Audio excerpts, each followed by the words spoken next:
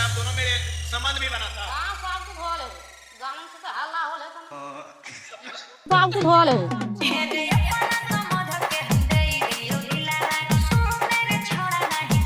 संबंध भी बना था। सब कुछ हो ले सब कुछ हो ले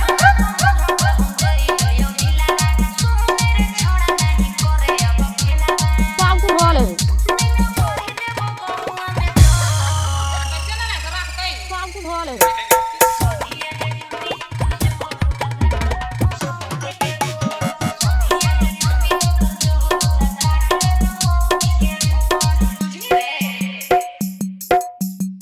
पहले वाला पति कहाँ गए?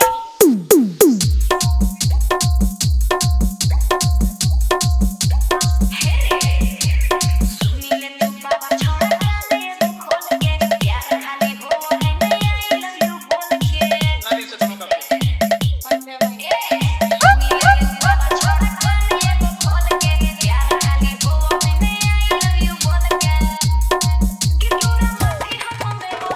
लड़का के शादी फिक्स था कि तो उनका जिंदगी काहे बर्बाद कर दी? जिंदगी बर्बाद ले तू जाना पड़ी कि हमर शादी लागल है, हम का छुछुर बुधिया नियत कर ले चलवे ने ओने